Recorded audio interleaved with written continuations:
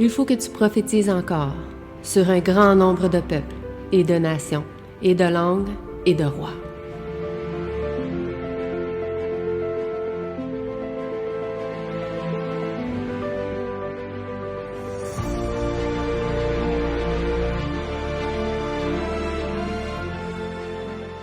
Donc, bon sabbat à chacun de vous.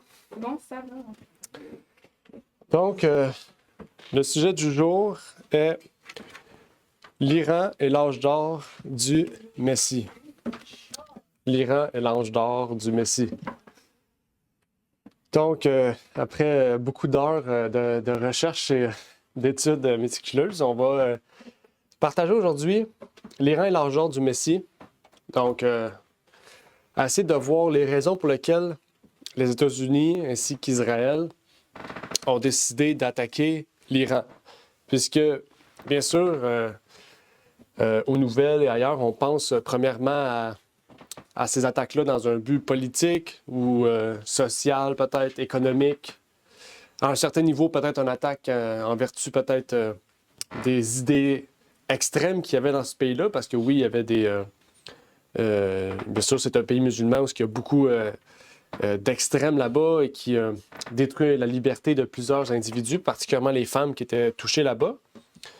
Mais derrière cela, par plusieurs apparitions publiques de dirigeants tels que Donald Trump ou le premier ministre aussi d'Israël, on a pu voir qu'il y avait une façade, un derrière, qui était aussi d'un point de vue très religieux et particulièrement très prophétique pour ces gens-là.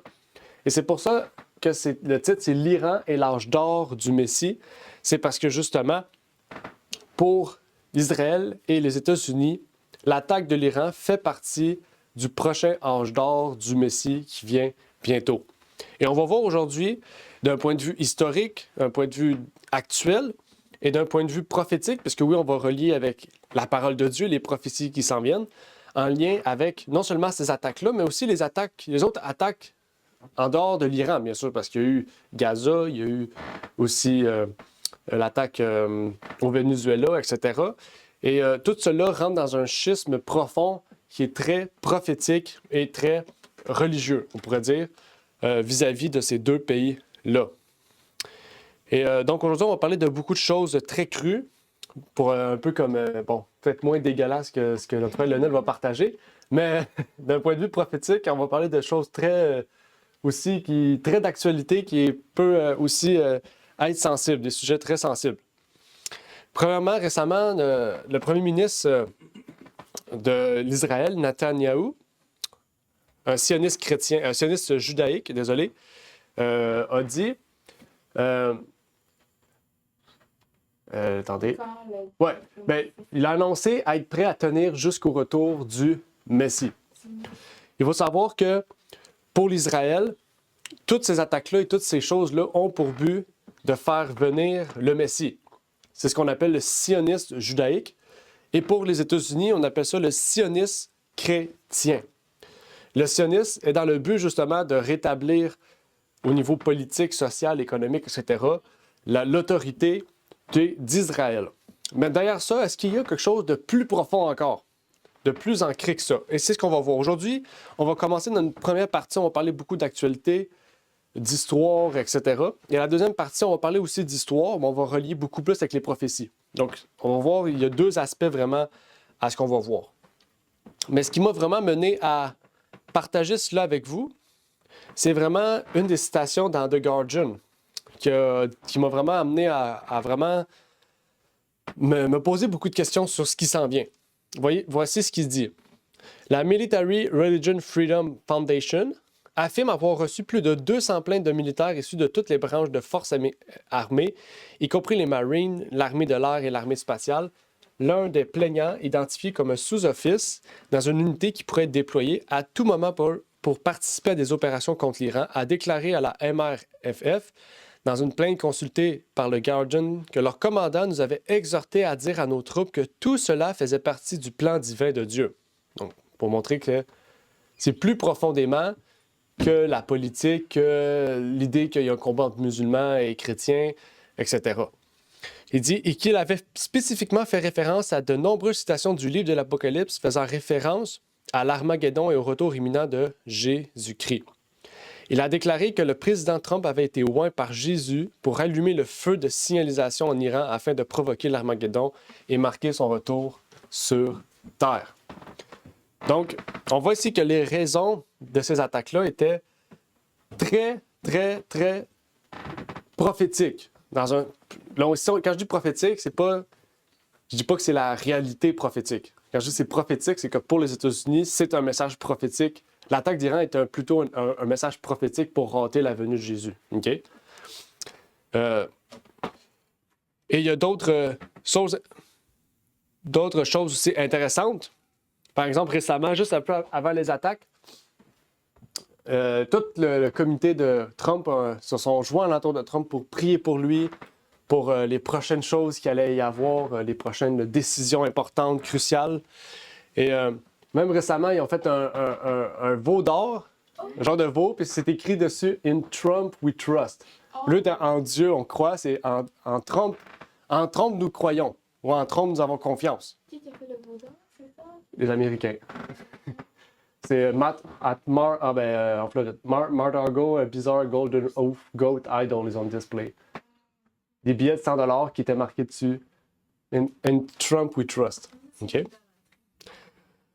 Donc, c'est ce qui se passe dans, bien sûr, une partie de la droite des États-Unis. On ne peut pas dire que c'est tous les États-Unis qui croient ça, mais en ce moment, la politique, l'économie sociale, etc., est toute concentrée dans une idée de prophétie, prophétique.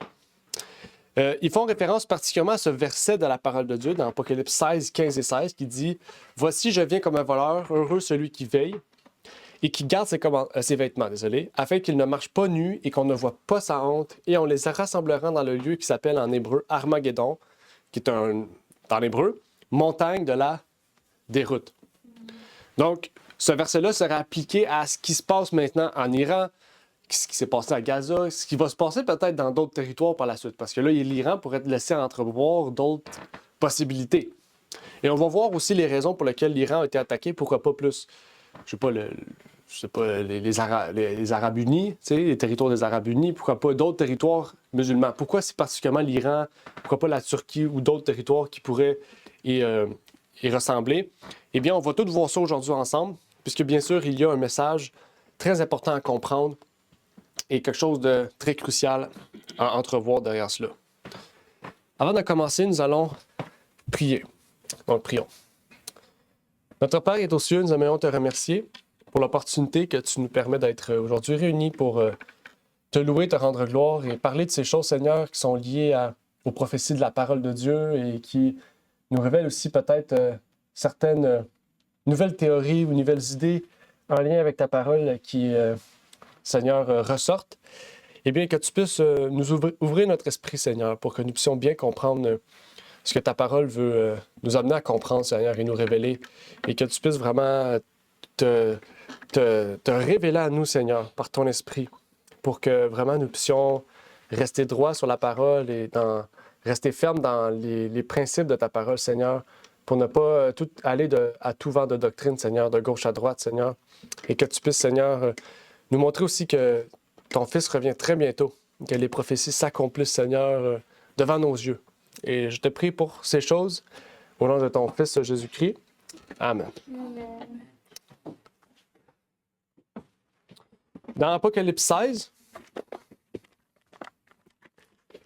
je vais l'ouvrir pour vous parce que le texte n'est pas dans ma présentation. Dans Apocalypse 16, au verset 13 et 14, on nous dit « Et je vis sortir de la gueule du dragon et de la gueule de la bête et de la bouche du prophète 3 esprits immondes semblables à des grenouilles. Car ce sont des esprits de démons qui font des miracles, qui vont vers les rois de la terre du monde entier afin de les rassembler pour la bataille du grand jour du Tout-Puissant. » Ici, on parle de 3 entités, le dragon, la bête et le faux prophète. Bien sûr, ces 3 entités-là font référence au dragon d'Apocalypse 12, à la bête d'Apocalypse 13 et à la deuxième bête, ici qu'on définit comme étant le faux prophète. Okay? Comment on fait pour savoir ça? Par une déduction logique, puisqu'on trouve 3 entités au verset 12 et 13. Au chapitre 12 et 13, on trouve 3 entités c'est-à-dire 3 puissances, et on les retrouve ici cités. Mais ici, on les décrit plus profondément comme étant des gens qui ont les esprits de démons, qui font des miracles, et qui vont vers les rois de la terre pour rassembler, unir tout le monde. OK? Unir tout le monde pour faire quoi? Faire la guerre à Dieu. OK? Cette bataille-là, on l'appelle la bataille d'Armageddon. OK? Donc, la bataille d'Armageddon est une bataille qui va se vouloir être entre le bien et le mal, entre les puissances des ténèbres et entre la puissance, ou les puissances angéliques, ou etc., les puissances de Dieu. En fait, ces trois entités, pour les sionistes, se disent vouloir détruire les Juifs et les chrétiens. Je ne sais pas exactement pour les sionistes qu'est-ce que ces puissances peuvent être. Peut-être que c'est les musulmans, peut-être que c'est d'autres autorités. Mais pour beaucoup de sionistes chrétiens ou juifs, les nations musulmanes sont, j'ai le mot threat, sont une menace pour eux. Parce que pour eux, ils veulent provoquer la venue du Messie. Donc pour eux, c'est une menace. D'où l'une des raisons d'attaquer l'Iran. Et au fur et à mesure, on va voir aussi d'autres raisons. Mais par exemple, une des raisons de ne pas attaquer, par exemple, l'Algérie ou peu importe le Maroc, c'est aussi parce que, pour ceux qui connaissent un peu l'histoire, il y a eu l'accord d'Abraham. Vous connaissez un peu l'accord d'Abraham? C'est l'unité. C'est des choses qu'on devrait savoir. L'accord d'Abraham, en 2020, ça fait longtemps, en 2020, il y a eu l'accord d'Abraham qui a commencé à unifier le judaïsme, le christianisme et l'islam. OK? Et les territoires qui sont dedans, c'est le Maroc, l'Algérie, les Émirats arabes unis, etc. Il y a d'autres territoires que je ne connais pas tous, mais un des territoires qui n'est pas dedans, c'est l'Iran. OK? Et d'autres territoires. OK? Donc, les territoires qui signent l'alliance abrahamique sont les territoires qui ont fait la paix pour le plan du nouvel ordre mondial, ou le plan des États-Unis et de l'Israël. Donc, les territoires qui ne sont pas dedans sont potentiellement des menaces pour la venue du Messie. Je ne sais pas si on commence à voir un peu. Okay? Si c'est des menaces, on va dans les territoires, on tue les premiers ministres, on les remplace, puis maintenant, ils vont travailler avec nous. C'est un peu comme ça qu'on travaille. Okay? C'est pour ça que l'Iran, ils ont tué les premiers ministres. Puis là, ils disent, c'est pour libérer le monde. Oui, effectivement, ils libèrent le monde, mais en même temps, ils changent le système pour aussi unifier tout le monde entier. Okay? Pourtant, dans la Bible, nous avons vu plusieurs points intéressants que nous pouvons soulever et qui vont révéler le contraire. Parce que dans la Bible, si vous vous rappelez, ceux qui font des miracles, ceux qui sèment le chaos, vont amener une forme de paix pour s'attaquer contre Dieu. OK? Je ne sais pas si on comprend. Et la violence n'amène jamais la paix. Je ne sais pas si on comprend. Dieu n'a jamais validé la violence pour amener une paix. OK?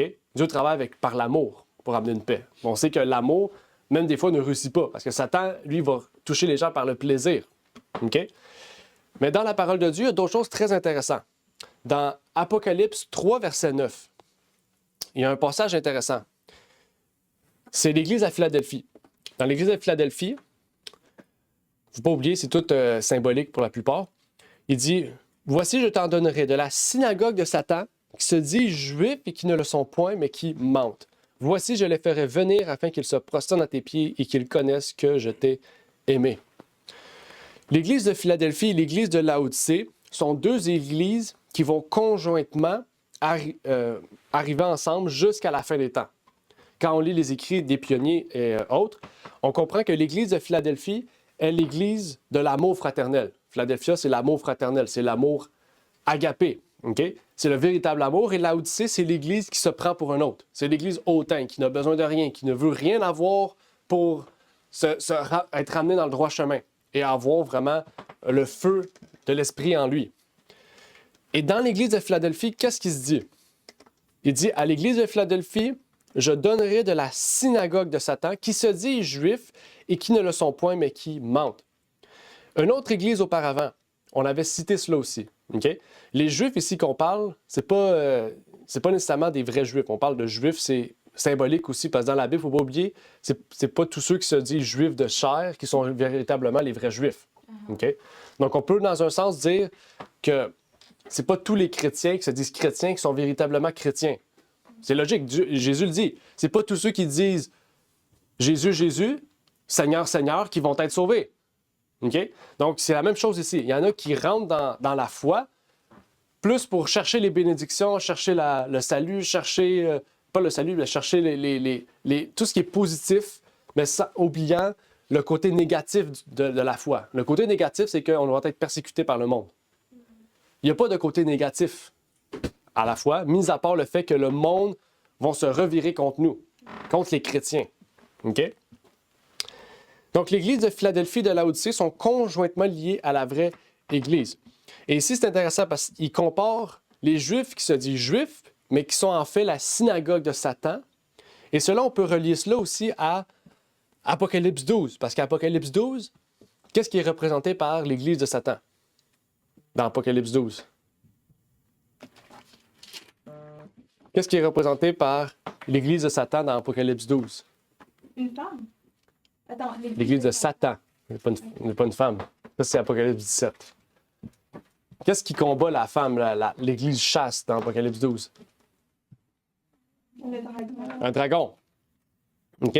Donc, la synagogue de Satan, on peut ici remarquer que fait référence aussi au dragon. Le dragon qui est Satan, le serpent ancien, qui essaie de détruire la femme, qui est la femme pure, qui a un enfant, qui enfante. OK, on comprend c'est Jésus, puis par la suite, de cet enfant-là sort un reste qui devient l'Église, etc. On ne va pas entrer dans ça, mais c'est pour vous montrer ici que, en fait, le grand dragon rouge ici est, on peut dire, synonyme aussi de celle qui se dit être juive, mais qui ne l'est pas, de la synagogue de Satan. Excusez-moi, Oui. dites 12, nous sommes toujours sous 16 et 12 ou 3 et 12? Non, Chapitre 12. tantôt c'était Apocalypse 16, versets 13 et 14. Oui. Là, on était dans Apocalypse 12. Puis on faisait un résumé du chapitre. OK. OK, il n'y avait pas de verset précis. OK, OK. c'est ça que je voulais savoir. Pas Oui. de verset précis. Non, c'est juste une idée générale pour comprendre. Je vous en prie. OK, parfait. Maintenant, une question pour vous. Une question générale, peut-être culture générale. Est-ce que les Juifs d'aujourd'hui sont de vrais Juifs? Là, on parle de... Non, On parle de physique, là. Maria dit non. je dis que non. Pourquoi? Parce que même Yahushua a dit, synagogue de Satan, dans cet homme-là, imaginez-vous, et ça continue jusqu'à aujourd'hui, Oui, OK. Effectivement. sans arrêt. C'est vrai? Oui, c'est vrai. OK. Est-ce qu'il y a d'autres idées? Est-ce que les Juifs d'aujourd'hui sont les vrais Juifs? Maria a dit non. C'est quelqu'un qui s'oppose à Maria. Des calvars. Calvar. Ça sort d'Europe. Oui. Ah, les quatre. Et vous avez besoin d'aide, frère? Ceux qui sont en Christ. Oui. Ben là, on va penser à cet aspect-là. Il y a un aspect spirituel. Mais là, on parle littéralement là, de chair. Maria a dit non. Lionel aussi, on voit qu'il dit non. On va aller un peu plus loin. OK? Dans l'histoire, même plus tôt que ça, l'histoire, au temps de Jésus, on dit ici, en lien avec Hérode, Antipater.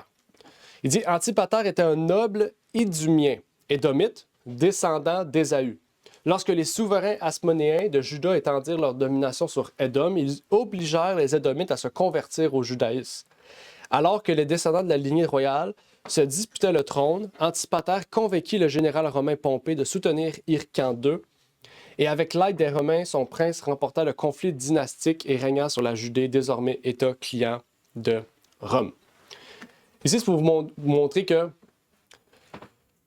Hérode, toute la lignée d'Hérode, c'était pas des Juifs. OK? Parce que dans la Bible, on les définit un peu comme des Juifs. Ils étaient des Juifs de religion, entre guillemets, mais de sang, c'était pas des Juifs. C'était des Édomites. Exactement.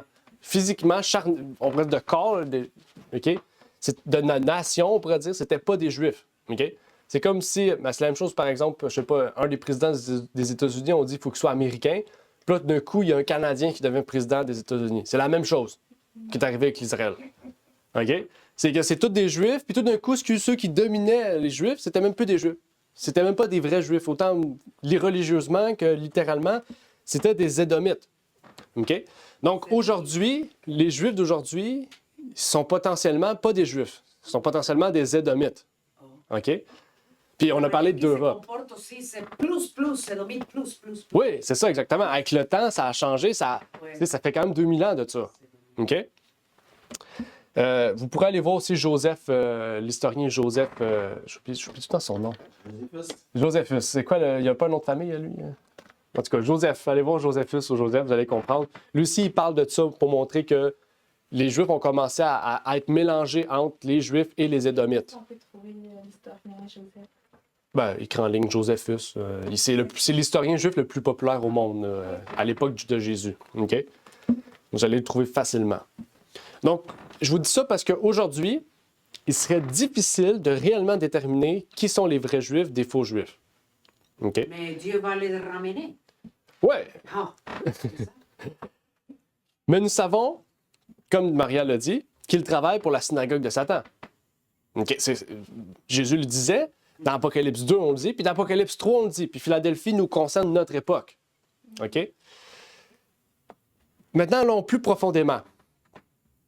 Là, ici, je vous amène ça doucement pour vous amener aussi à lier les raisons pour lesquelles l'Israël travaille avec les États-Unis, les raisons pour lesquelles on attaque l'Iran, puis les raisons prophétiques après pour lesquelles les prochaines cibles, ça va être les vrais chrétiens. Parce que c'est juste ça le but. C'est un plan vers quelque chose pour arriver vers quelque chose d'autre, OK? Je dis juste qu'on va aller doucement, parce qu'il y a beaucoup, là, j'ai genre 40 photos de citations, on va avoir beaucoup de preuves. Maintenant, on va aller un peu plus profond. Les Juifs, aujourd'hui, sont organisés depuis 1948, sont un État reconnu. On sait que chaque État a une police qu'on dit secrète. On parle, par exemple, de la CIA ou la FBI pour les États-Unis.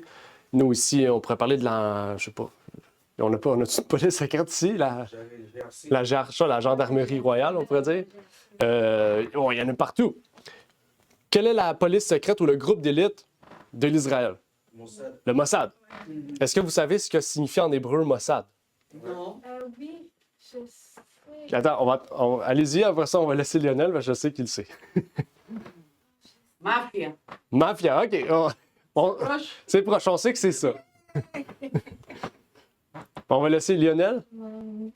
Dites-nous, frère Lionel. Vas-y, Lionel. OK.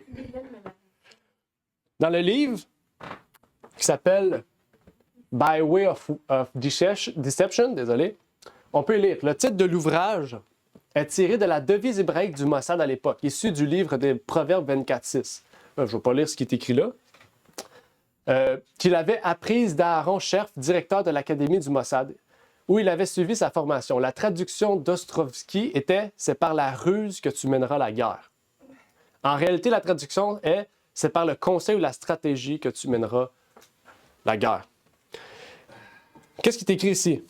C'est par la ruse que tu mèneras la guerre. By way of deception. Par la voie de la déception. C'est qui travaille comme ça? Satan. C'est Satan. Satan et Jésus.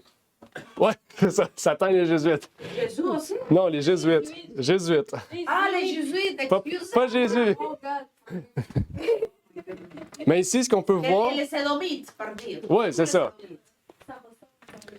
Donc ici, c'est pour vous montrer que le Mossad va travailler surtout pour nous décevoir. C'est ça, pour la ruse. Et on sait que dans la Bible, la ruse, c'est l'outil de Satan. OK? La tromperie. OK? Et là, on va aller un peu plus profondément. OK? Comme je disais, on va aller doucement. OK? Donc, la ruse, on peut traduire par déception, parce que la parole de Dieu nous dit dans Éphésiens 6, verset 11, « Revêtez-vous de toute armure de Dieu, afin que vous puissiez tenir ferme contre les artifices ruses du diable. » Et là, on pense des fois que on est capable de se défendre contre la ruse de Satan. OK? Mais dans l'armure du chrétien, il y a aussi le discernement, l'épée de l'esprit. L'épée de l'esprit apporte le discernement. Si on n'a pas de discernement, on ne sera pas capable de tout voir les ruses. OK? De ne pas voir les ruses. Les ruses de Satan. Sans le discernement de l'esprit de Dieu, on ne sera pas capable de discerner toutes les ruses de Satan. Est-ce que tu peux plugger ça? Comment on écrit ruse de Satan? R-U-S-E. Comme les fox, l'animal fox. Oui, Non. il est rusé. Les rusés. Ruse. L'animal fox. Oui, c'est ça. Oui, exact. OK. C'est écrit ici. Bravo. C'est écrit le ruse. Ah, Artifice. Tromperie. OK? C'est vraiment comme... Donc, maintenant, une question que j'aimerais vous poser. Qui pensez-vous que contrôle tous les médias, contrôle toutes les... Les Les Juifs. Sodomites. Les Juifs. Oh, frère, pourrez-vous aller en arrière juste une seconde? Merci. OK, continuez. Hollywood, les Juifs. Ouais. OK? Sodomites. Oui. Donc ici, c'est juste pour un exemple. Disney, après, quand Walt Disney est mort, ça a toujours été des Juifs qui ont dominé Disney. C'est toujours des Juifs. C'est tous des Juifs, ça. Le CEO, le vice-président, chairman, CEO, c'est tout. Tout Hollywood, tout appartient aux Juifs. OK? Je vous dis ça parce que si on participe dans ces choses et on écoute ces choses-là, on va se faire décevoir. C'est sûr à 100%. Parce qu'ils utilisent ces moyens-là pour nous amener des idées, des choses, pour nous amener à nous éloigner de la vraie chose, le vrai message, le vrai problème. OK? C'est comme ça qu'ils travaillent, en fait. OK? Ils nous amènent là pendant qu'ils travaillent sur d'autres choses, ou ils nous amènent à penser d'autres choses puis à oublier certains détails. OK? Je sais pas si vous savez, mais Epstein aussi, c'était un juif, hein? Qui? Epstein, c'était un juif aussi. Qui? Epstein. Jeffrey. Ah oui. C'était un juif Les aussi. Sodomites. Oui, c'est un juif aussi. Je sais pas si vous savez, mais la liste publique de ceux qui étaient dans la liste Epstein, c'est tous des juifs. Mark Zuckerberg, c'est un juif. C'est tous des juifs. OK? Toutes les personnes qui ont été publiquement dites, on dit participer dans ces choses-là, c'était tous des juifs, à part le prince Andrew qui était chrétien. C'est ça que je voulais dire. Oui, il est écrit là. Petite question. Est-ce Oui. que ce sont des pratiquants juifs, par exemple, qui doivent faire baiser le portrait qui est... Non, on parle pas de juifs, on n'en parle pas de juifs assidiques. Le juif assidique, c'est une branche vraiment plus extrême. Croyants non pratiquants. OK? Donc, quand on parle de juifs, c'est que la plupart des juifs reconnaissent qu'il y a le Talmud, par exemple. Ah. OK? Je sais pas si vous savez, mais dans le Talmud, c'est marqué que on peut agresser sexuellement une personne à partir de 3 ans. Oui, Ouais. c'est terrible. Ben, c'est pour ça qu'ils font ça, hein? Parce que les premiers à avoir pratiqué les enlèvements sexuels ou les enlèvements pédophiles, tout ça, c'est les Juifs. En 1900, ils ont commencé déjà ça. Parce que c'est écrit dans leur loi qu'ils peuvent faire ça. OK? Je sais pas si vous comprenez un peu plus, mais... Quand je dis ça aux Juifs, mais pas les Juifs orthodoxes, les Juifs qu'on peut se parler avec, Ouais. ils ne me croient pas. Ah, ben c'est Je dis, écrit. mais c'est ton livre à toi. Ouais. Je leur dis toujours que Jaou Charrois, c'est plus juif qu'eux. Oui, ben oui. Parce qu'ils suivent la loi comme il faut. Oui. Eux, ils ne suivent pas la loi. Non, ils ont ajouté un livre, le Talmud. Ils ne suivent pas la Torah ou quoi que ce soit. Ils suivent la Torah et le Talmud. Ouais. Ce serait quoi leur titre en tant que juif? C'est des Juifs. C'est tout. C'est dommage, ils ne sont pas des vrais juifs. C'est ça, parce que... Même les vrais Juifs, ils suivent le Talmud. C'est pas toutes des Édomites. On ne sait pas c'est qui les Édomites, en fait, aujourd'hui. Il faudrait reculer jusqu'à l'époque de Jésus. Ah, ok. C'est juste que tout est mélangé maintenant. On ne peut plus savoir qu'est-ce qu'il y en a. Puis ils utilisent le Mossad comme outil pour décevoir tout le monde. Ils sont derrière toutes les nouvelles. Là. C'est ça, CBS News, peu importe. C'est tous eux qui sont derrière ça. Ils contrôlent tout. OK? ABC News, ils disent qu'en bas, ils disent Disney Plus. Ouais. Ouais, ben ça leur appartient. OK? Je sais pas si vous savez même qu'Israël, c'est le pays où il y a le plus d'homosexuels. Oui. OK? Toujours, il y a les défilés de blablabla. Mais ils ont Oui. une plus grande ouverture. Puis ils utilisent cet argument pour la Palestine, contre la Palestine, du fait que la Palestine les tuerait. Mais on ne doit pas oublier que dans les temps anciens, il y avait des trafics humains aussi. Ben oui. Ce secteur. Oui. Ça a commencé par là-bas. Oui, exactement. Les trafics des enfants OK. et tout ça. Ben, en fait, je ne sais pas si vous le saviez, mais les précurseurs du trafic d'enfants et sexuels, c'est les Juifs. Et les précurseurs des mouvements LGBTQ, c'est les Juifs. Le premier mouvement officiel, en 1900, c'est les Juifs en Israël, que ça a été reconnu.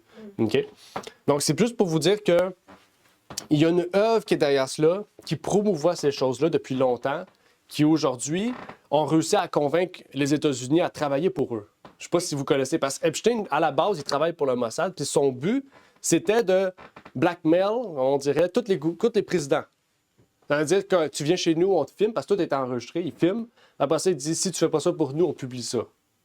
OK? Donc, les États-Unis, ils travaillent pour Israël. OK? Donc, une des raisons pour lesquelles l'Iran a été attaqué, c'est parce que le président, le premier ministre, a demandé aux États-Unis que ça soit attaqué. OK? Parce qu'il y a une mission derrière ça qui est profonde. OK? Savoir que des précurseurs pour les enfants, enlèvement ou vraiment... Ah, tout. Enfants, je suis pas pédophile, sexuel, trafic d'enfants. les Toi, LGBTQ, tous sont des enfants. Oui. tout, n'importe quoi. Et fait la drogue plus chère du monde, c'est celui-là qui s'appelle adrénochrome. Adrénochrome, Il vient oui. de cet organe entre les yeux en arrière. Mhm. Ils les vendent dans des poteaux très chers. Ouais. Et seulement Alibaba les vend. Pas Amazon, mais Alibaba. C'est quelque pour les chose. Juifs aussi. Ben oui. C'est les précurseurs de tout ça. Tu sais qu'est-ce que c'est faire des drogues humaines avec les enfants? Et tout le monde qui vole. Hmm. Ouais. Dieu voit tout. Dieu voit tout. Et de l'autre bord, on a les conservateurs républicains dans les États-Unis, qui pour la plupart, mais enfin la plupart, 90% sont tous catholiques. Pour ceux qui ne savent pas, J.D. Vance, un catholique, Eric Hocker, catholique, Candace Owen, catholique, Nick Fuentes, Michael Knowles, Matt Walsh, etc., etc. OK? C'est tous des gens qui sont catholiques. OK? Ceux qui se disent juifs. Aux États-Unis. Non, les chrétiens des États-Unis. Avant, c'était des protestants, mais maintenant, c'est des catholiques. Si on prend le programme conservateur, là, le Turning Point, par exemple, là, toutes les personnalités publiques du Turning Point sont toutes catholiques. OK? Le système est juif. C'est très différent. Et Et on... excuse-moi, Oui. frère, aucune personne adventiste qui est dans les groupes? Non, ben, Zéro? juste Ou Ben, plus bas, là, juste Ben Carson qui était aussi présent au Turning Point, qui est un adventiste. Ben, Ben Carson, c'est le premier médecin qui a réussi à faire une opération parce qu'il y avait des siamois. OK? Donc, il travaille pour Trump, c'est le secrétaire. Ben, peut-être plus là, mais il a été secrétaire du premier mandat de Trump. Il est très proche de Trump. OK? Mais en tout cas. Mais ça, c'est une autre affaire parce que, bon, c'est un autre personnage en dehors de ça.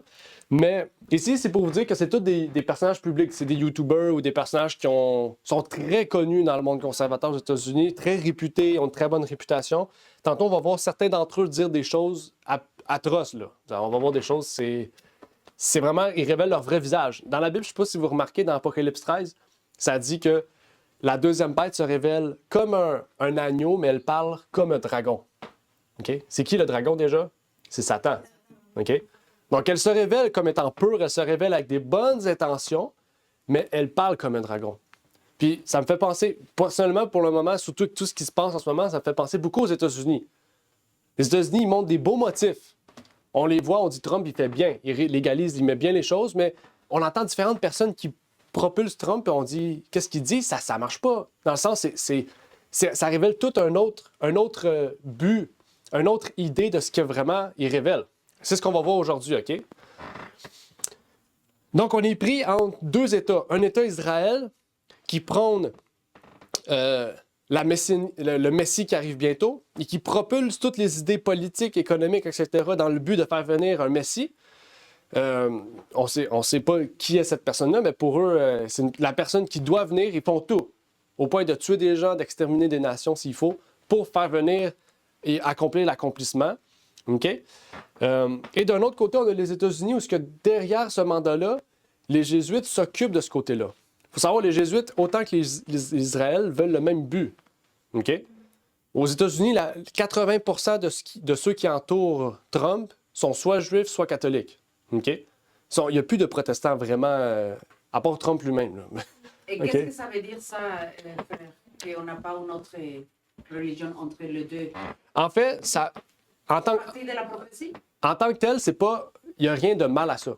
Mais quand on comprend le but du catholicisme, dans le sens les Jésuites, c'est la police secrète du catholicisme. Quand on comprend leur mission première est d'exterminer la liberté, et les États-Unis, c'est eux qui prônaient la liberté depuis leur fondation. On le sait, hein, la charte, les statuts pas de la liberté, les statuts des États-Unis prônent la liberté de religion, la liberté sociale, la liberté politique, économique, etc.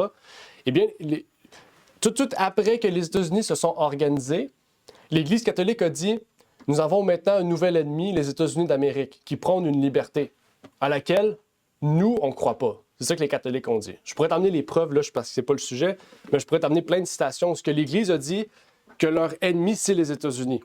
Puis depuis ce temps-là, ils travaillent pour détruire les États-Unis. OK? C'est pour ça qu'il y a autant de catholiques dans le gouvernement. C'est qu'ils prônent leur idée. Parce qu'on doit enlever la liberté. C'est-à-dire détruire la liberté le plus possible.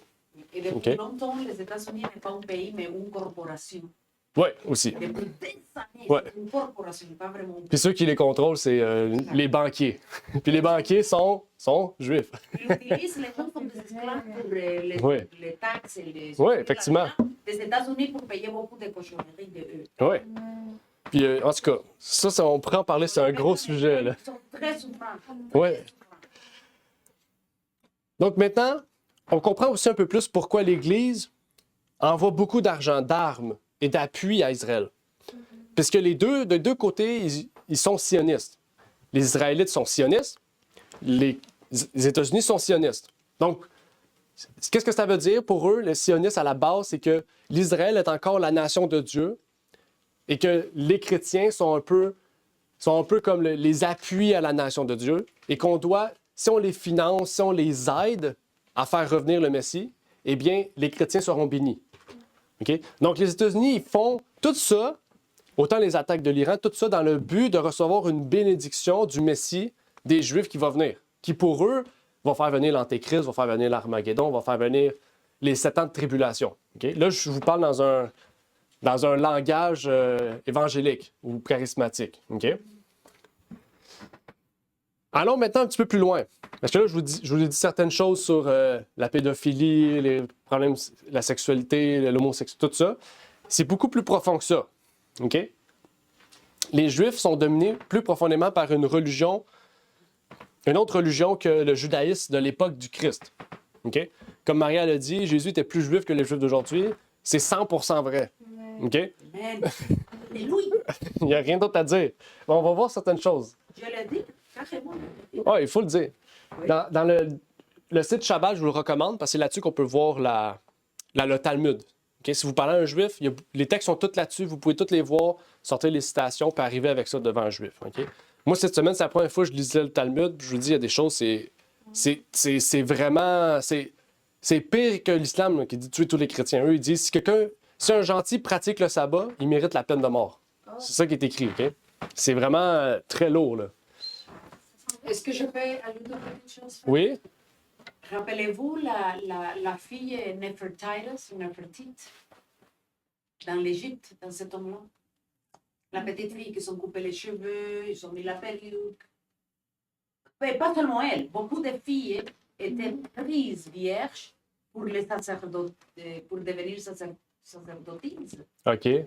Mais les méchants pasteurs ou chefs de l'Église, ils les utilisaient pour des autres choses. OK. Mais parce qu'ils ne pouvaient pas sortir de cet entourage, OK.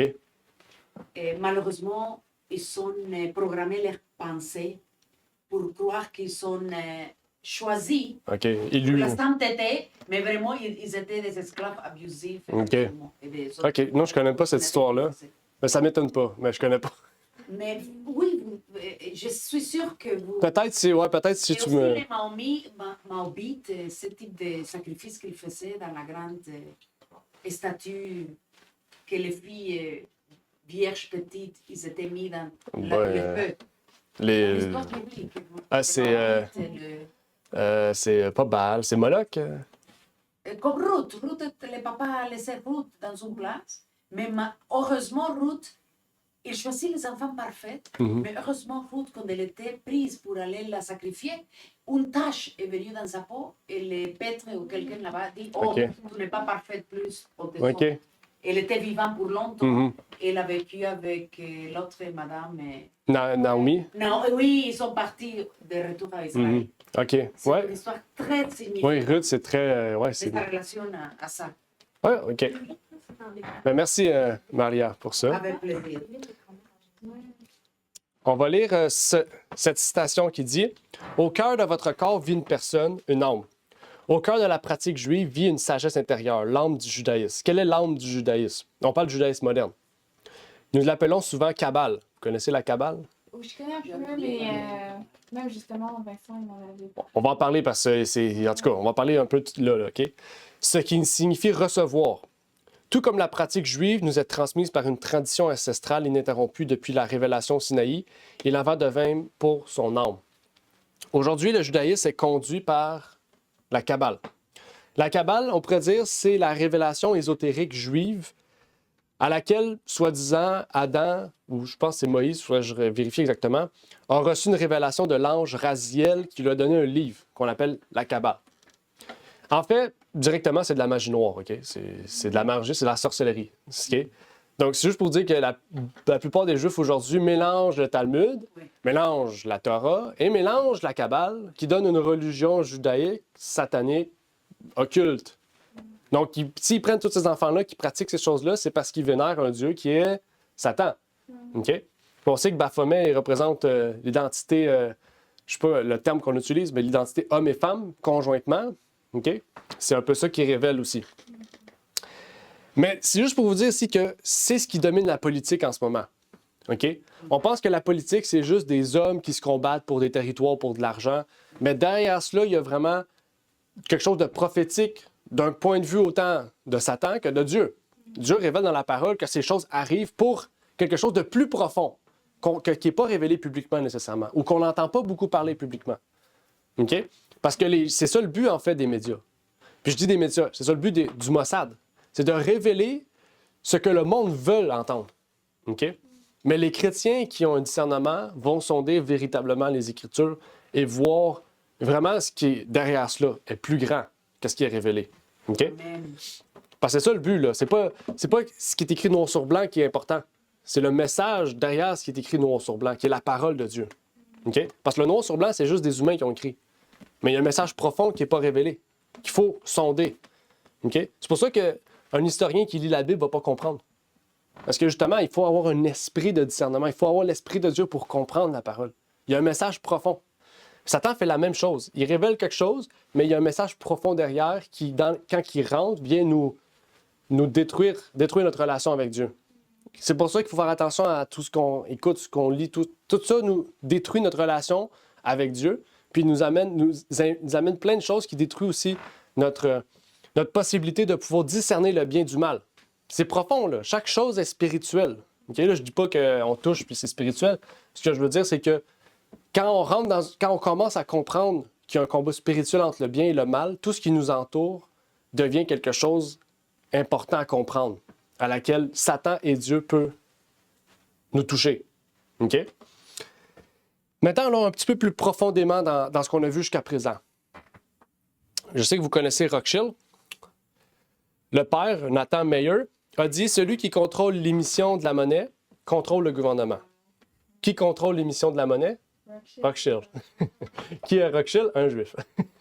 Bon, il ne fallait pas chercher très loin, mais Nathan Rothschild est un juif, un franc-maçon, mais surtout, c'est un banquier.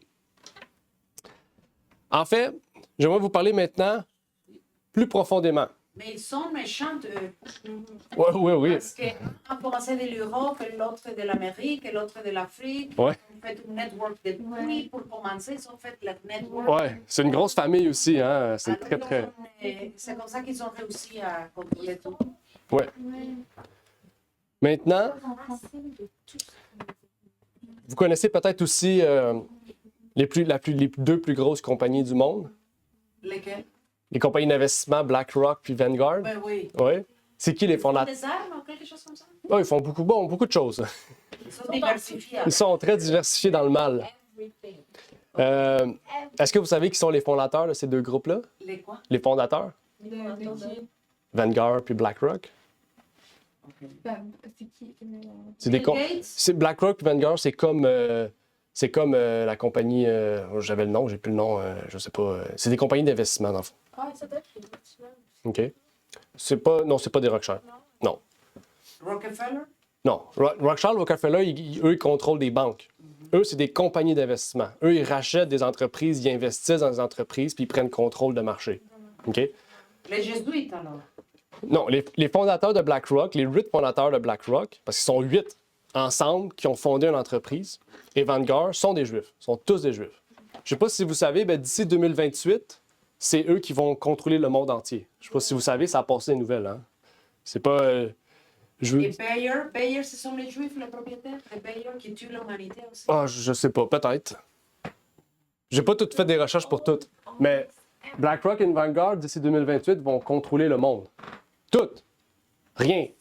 OK? C'est juste pour vous dire que ils vont contrôler tout. chaque partiel de la terre va leur appartenir. Je ne sais pas si vous C'est ça qui comprenez. pense, frère. Oui, Mais Jean-Charles, propriétaire. c'est Satan qui pense contrôler le monde. Oui. Eh oui, on le sait. C'est pour ça que je dis que les prophéties arrivent bientôt à leur terme. OK? Et c'est pour ça que je vous dis ici que ce qui se passe aux États-Unis puis en Israël, ils savent très bien, c'est prévu ça. Hein? Parce que ces gens-là, ils veulent justement faire en sorte que les pauvres restent pauvres, les riches restent riches, qu'il n'y ait plus de classe moyenne, que tout se sépare.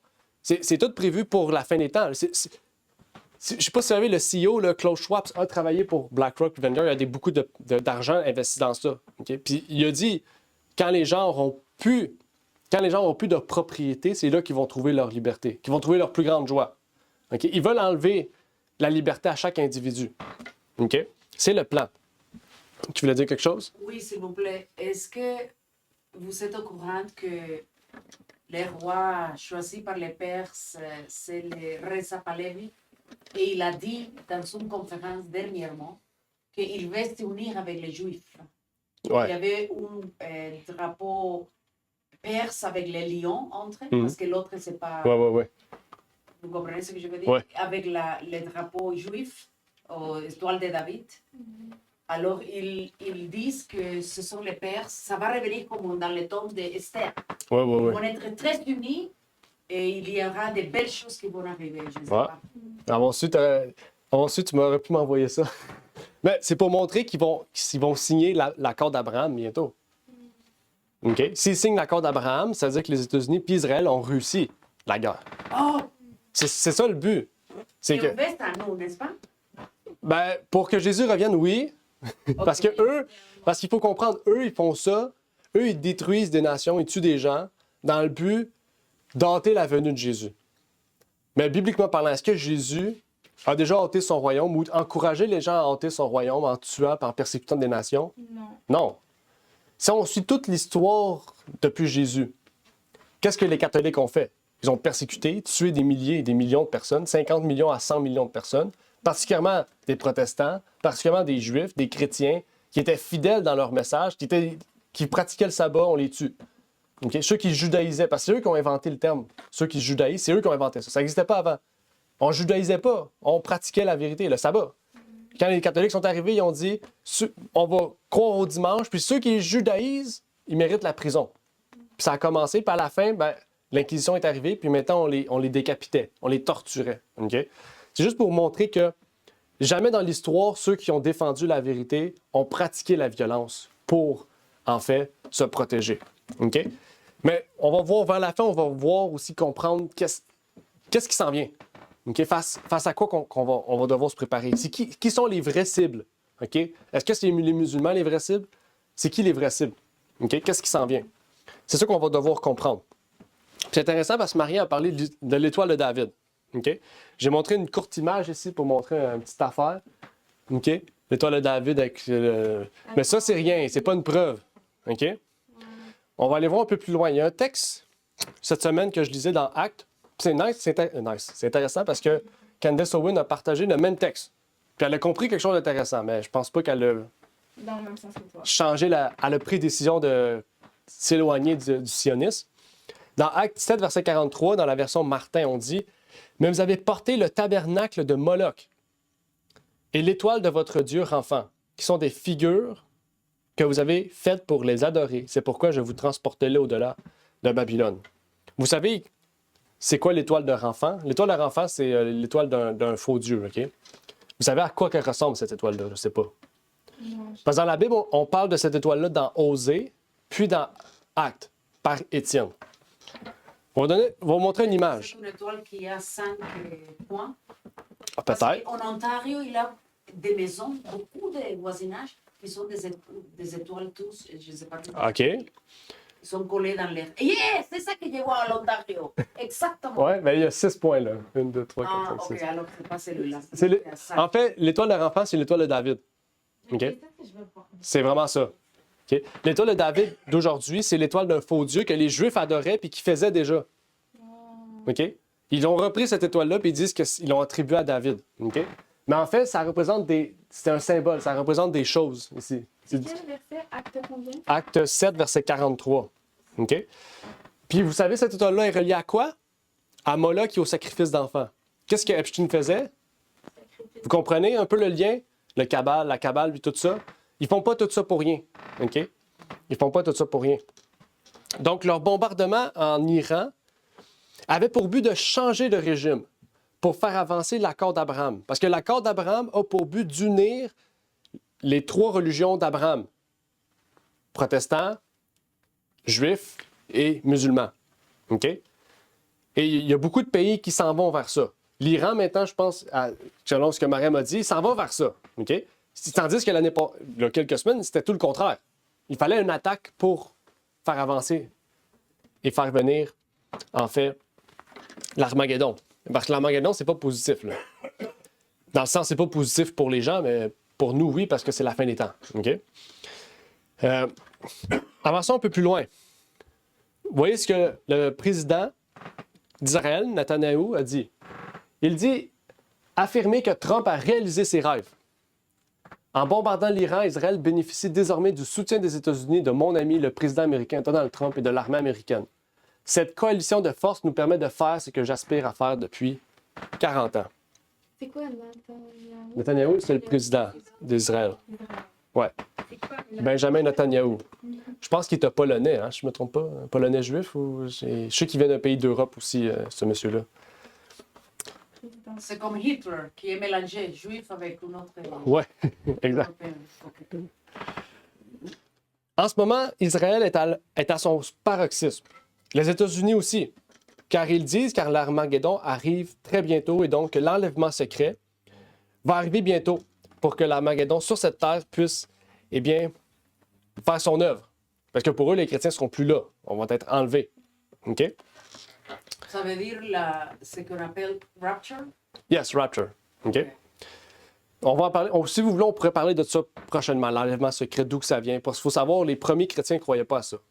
Tous les réformateurs protestants ne croyaient pas à l'enlèvement secret. C'est tout récent, là. C'est depuis. Exact. Quelle date? Elisabeth. Elisabeth? 2? Non, c'est Elisabeth qui a une vision, puis Dwight nous dit que toutes les autres ont sauvé. Ah, OK, oui. Oui, effectivement. Effectivement. Donc, il faut vraiment bien comprendre le changement prophétique. Bien, le changement prophétique humain, on parle. Les humains ont eu un changement prophétique qui s'est éloigné la vraie compréhension prophétique de la parole de Dieu. OK? On sait que c'est les Jésuites qui sont derrière cela parce que c'est eux qui ont créé le futurisme autant que le prétérisme, qui dit... Le prétérisme, c'est de dire que toutes les prophéties de Daniel et l'Apocalypse se sont passées à l'époque des apôtres et que le futurisme, c'est que c'est toujours lointain dans le futur. OK? On dit que ça s'accomplit bientôt, mais à chaque fois qu'on va avancer, même dans 300 ans, ça va toujours s'accomplir bientôt. OK? Tandis que quand on se fie à l'histoire, les signes qu'on voit maintenant, qu'on voit là, à l'écran, ce que je vous montre, c'est l'historicisme. C'est l'étude des prophéties par l'histoire. Les choses qui se passent en ce moment nous révèlent que la fin arrive bientôt. C'est pas futur, c'est très, très, très bientôt. OK? Maintenant, une autre question, parce que j'ai vu ça récemment. Netanyahou a partagé au pape François l'histoire de l'Inquisition espagnole. Là, j'aimerais vous poser comme question. Pourquoi Netanyahou, un juif, partagerait l'histoire de l'Inquisition espagnole? Bonne question, hein? Parce que beaucoup de Juifs étaient en Espagne Oui. et ils s'appellent séphardites. Ça, je ne sais pas. Et je vous dis parce que dans mon pays, il y a beaucoup de Juifs qui traversaient de l'Espagne à Cuba et de Cuba au Panama. Mm-hmm. Et ils réclament, les Juifs les réclament, ils disent venez en Israël pour te fixer tous tes documents et tout pour que tu sois juif avec nous, des choses comme ça. OK. Il y a une type de situation avec les Juifs qui sont sortis d'Espagne. Oui, tout à fait, effectivement. On va lire une citation justement pour continuer avec ce que Maria a débuté. On nous dit, en tant qu'historien, M. Netanyahou a réinterprété l'Inquisition dans son ouvrage intitulé « Les origines de l'Inquisition dans l'Espagne du 15e siècle ». Donc, Netanyahou a écrit un livre sur l'Inquisition espagnole. Il dit « L'opinion dominante était alors que les Juifs avaient été persécutés pour avoir pratiqué leur religion en secret. » Est-ce que c'est vrai? Après avoir feint de se convertir au catholicisme romain, Dans un ouvrage de 1384 pages, M. Netanyahu a apporté la preuve que la plupart des Juifs d'Espagne s'étaient convertis de leur plein gré au catholicisme et adhérant avec enthousiasme à leur nouvelle religion. Je ne sais pas si on comprend un peu mieux. Là, maintenant, la question, c'est pourquoi Netanyahu a partagé ce livre-là au pape François? Pour montrer qu'ils sont dans un même corps, unis dans un même but. OK? Les Juifs de l'Espagne ont accepté le catholicisme avec joie, avec enthousiasme de leur plein gré. Ils n'ont pas été forcés de le faire. Comme Maria a dit, ceux qui n'ont pas voulu le faire, ils sont partis. Dans les cas OK. que j'ai connus, ils étaient, pour ne pas être tués, ils ont dû changer. Oui, exact. Ceux qui ne voulaient pas sont partis. Oui, exactement. Ceux qui sont restés, il y en a eu beaucoup. Il n'y en a pas eu un. Ils sont restés, ils ont accepté de leur plein gré. OK? Ceux qui ont voulu tenir ferme sur leurs principes sont partis. Au Panama ou ailleurs, à Cuba, comme Maria vient de le dire. Mais ça nous révèle ici que ce livre-là, s'il le partageait à lui, c'est qu'ils sont dans un commun accord, qu'ils marchent de pair, dans un but. OK? Donc, même si le pape François est malheureusement décédé, le nouveau pape va prendre juste le relais de ce que le François a laissé. Là. Il ne va pas changer. Là. OK? Léon XIV. Oui, Léon XIV. Maintenant, c'est juste pour vous montrer qu'en fait, derrière cela, il y a un but précis, il y a une mission précise. OK? Et on va aller un petit peu plus loin maintenant. OK? L'étoile de Ramphan fait référence à la planète Saturne, ou le dieu Saturne. Dans Osée, on en parle, Amos, désolé. Je dis Osée tantôt, c'est Amos. Amos 6, verset 26 nous dit « Mais vous avez porté la tente de votre roi et le piédestal de vos idoles, l'étoile de votre Dieu que vous vous étiez faite. » Ici, on parle de Saturne, l'étoile de notre Dieu, qui est l'étoile de Ramphan. Okay? Les Juifs adoraient Saturne comme les Égyptiens qui regardaient le ciel et qui pratiquaient l'étude des étoiles. J'oublie comment l'astrologie. L'astrologie, exactement. Non, l'astrologie. L'astronomie, c'est une science. Qu'est-ce qu'on parlait de Saturne? Excusez-moi, Oui. vous me donnez les Amos quoi? Amos 5. 26, merci. Yes. Merci, excusez. Maintenant, pourquoi aujourd'hui les Juifs continuent à pratiquer cette adoration à Saturne et au dieu Ramphan, qu'ils ont mis sur leur logo, là, okay? Sur leur symbole de nation? On le décrivait comme le dieu du temps, de la génération, de la dissolution, de l'abondance, de la richesse, de l'agriculture, du renouveau périodique et de la libération. Le règne mythologique de Saturne était présent comme un âge d'or marqué par l'abondance et la paix. Je ne sais pas si on commence à voir. Qu'est-ce que les États-Unis disent souvent? On arrive vers un âge d'or. Qu'est-ce que les Juifs disent souvent? On arrive vers un âge d'or. Pourquoi? Parce que le Dieu qui sert leur promet un âge d'or. Le Dieu Saturne, l'étoile de Ramphan, qui est sur le logo, le drapeau de la nation juive. OK? Donc, ce que je veux dire ici, c'est que les Juifs ont une idéologie que les États-Unis ont embarquée, qui est le sionisme. Le sionisme, à la base, c'est juif, mais aujourd'hui, c'est chrétien. Pour les États-Unis, ils ont accepté la même idée que les Juifs. Okay? Donc, qu'est-ce qui domine les États-Unis en ce moment? C'est pas Trump, c'est les Juifs qui leur disent « attaque ça, fais ça, fais ça ». Et ça, les Juifs, les États-Unis le font pour recevoir une bénédiction. Parce que pour eux, ils font ça pour être bénis. Parce que ça va accélérer les prophéties. OK? Là, quand je dis tout le temps accélérer les prophéties à venir, je parle dans une idée que pour eux, c'est ça. OK? Il faudrait voir après ça, est-ce que c'est vrai ou non? C'est ça, en fait, les questions qu'on doit se poser. Maintenant, j'aimerais vous amener une autre image. Voici ce que Trump avait partagé après Gaza. Ça nous fait penser à quoi? À la statue de Nebuchadnezzar. Oui, oui, exactement. Vous vous rappelez, quand Trump est arrivé au pouvoir, qu'est-ce qu'il a dit? Il a dit, quand je vais rentrer au pouvoir, je vais enlever les élections pour qu'il reste président pour toujours. OK? Pour qu'il y ait toujours une nation chrétienne. Ça nous fait penser à ça. Son royaume va durer éternellement. Mais c'est pas juste ça, c'est la couleur aussi. Or. On veut nous dire quoi? L'âge d'or. OK? Puis, dans les médias, tout le monde parle d'un âge d'or. OK? Celui que Heritage Foundation, c'est lui qui a écrit le programme de Trump. OK? Le Mandatory 2025, projet 2025. C'est écrit dedans que le projet 2025 a pour but d'amener un âge d'or. C'est pas des termes que les États-Unis ont utilisés avant que les Juifs en parlent. OK? Regardez ce qu'Apocalypse nous dit aussi. Apocalypse 13, 13 et 14. « Et elle opérait de grands prodiges, même jusqu'à faire descendre du feu du ciel sur la terre à la vue des hommes. Et elle séduisait les habitants de la terre par les prodiges qui lui étaient donnés d'opérer en présence de la bête. » La première bête d'Apocalypse 13. « Disant aux habitants de la terre de dresser une image à la bête qui, après avoir reçu le coup mortel de l'épée, était encore en vie. » Nous avons vu plus haut que l'attaque de l'Iran mènerait à la bataille de l'Armageddon. Apocalypse 16, 13, 14 et 16 nous dit « Et je vis sortir de la gueule du dragon et de la gueule de la bête et de la bouche du pauvre prophète 3 esprits immondes semblables à des grenouilles.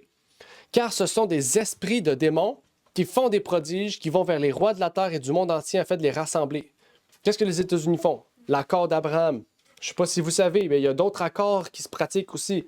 Okay? Il y a le projet Esther aussi aux États-Unis. Le projet 2025. Il y a plein de projets qui se font. OK?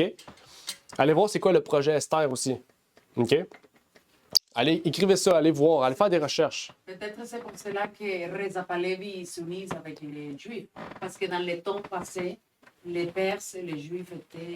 Peut-être. Ça va répéter l'histoire. Peut-être, effectivement. Je vous invite à aller voir projet Esther. OK? J'ai découvert ça cette semaine.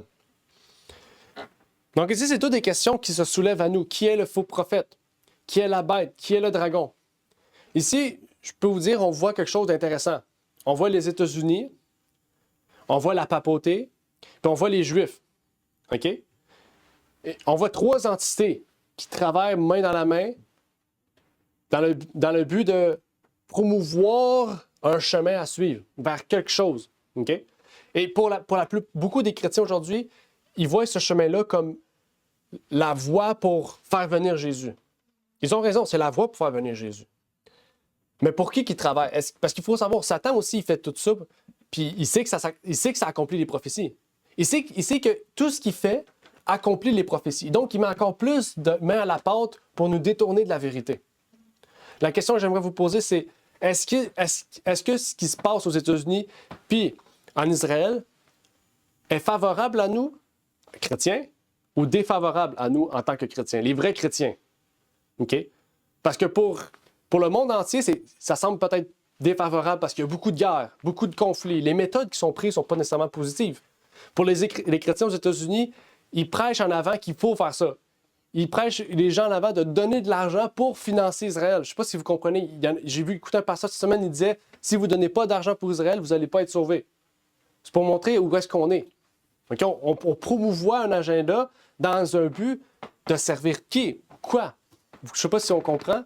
Ici, je vous amène des réflexions parce que je ne veux pas entrer dans le sujet d'études. Si vous voulez, on peut étudier ça en profondeur, les prophéties, puis étudier spécifiquement d'où viennent toutes ces théories-là modernes, puis pourquoi on fait ces affaires-là. Parce qu'aujourd'hui, rien qui est fait est vraiment politique. Rien qui est fait est vraiment économique. Tout ce qui est fait aujourd'hui est basé sur une idée religieuse de croyance prophétique.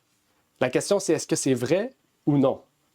Vers quoi qu'on va? Quel est le vrai but en dessous de ça? Parce qu'il y a un but en arrière de ça, qui est caché. Oui, Maria? Je ne comprends pas beaucoup, mais si Dieu le permet, oui. C'est parce que ça doit être comme ça, numéro 1. Et numéro 2, parfois, Yahweh utilise les choses mauvaises et les détourne pour qu'ils soient avec une situation positive à la fin. OK, oui. C'est ça que je comprends de tout ça. Oui, ben, c'est un très bon raisonnement. Très bon raisonnement. C'est vrai que toute chose concourt au bien de ceux qui aiment l'Éternel. Donc, même si on voit le négatif ou on voit un plan derrière, pour nous, chrétiens, on sait que c'est Jésus qui revient bientôt. Dans tous les cas, je veux dire, que ce soit positif ou négatif, on sait que Jésus revient bientôt. On doit se préparer. OK? Maintenant, on parle de ces choses-là, puis c'est important d'avoir un esprit critique. Je vais vous montrer d'autres vidéos, là. OK? Ça, je dis, ça va prendre un peu de temps. J'ai des vidéos à vous montrer. Une vidéo intéressante qui a été publiée aux États-Unis, que je vais vous partager. OK? Déjà, le titre, c'est « Praying for Armageddon ». Je ne sais pas si vous comprenez. Prier pour l'Armageddon. Puis regarde, ils ont toutes des épées dans les mains, ils ont toutes des... C'est genre violence. Ouais, ils bénissent quelqu'un. Je vais vous montrer la vidéo, OK? Avec les sous-titres, si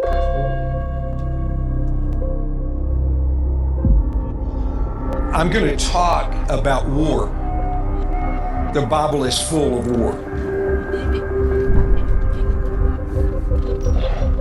Jesus, he said, if you don't have a sword, buy one because the time's coming you're going to need a sword.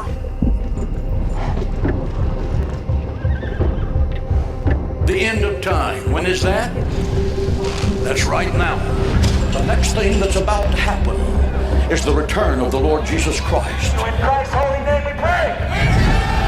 We who are evangelical Christians are going to have a true friend in the White House. They are looking for the U.S. relationship with Israel, ultimately, to bring about Armageddon so that the shit really hits the fan. We're in it immediately. There have been two nations created to glorify God, Israel and the United States of America. Israel will not go down because of us. No one will go down that is our ally, that is not trying to attack us and kill us. Je ne vais pas tout vous montrer. Mais vous voyez ici le... Ça reste trop peu, frère. Trop peu. Tu veux tout voir? Oui. Oui, s'il vous plaît. OK. C'est bon, je vais tout voir. Merci. I want to see Jesus slay the enemy and watch the blood run up to the bits of the horses. How many of y'all hear that things may change in this country? We're called to be warriors, and we need you to get in the fight. The countdown to Armageddon has begun. Le compte à rebours.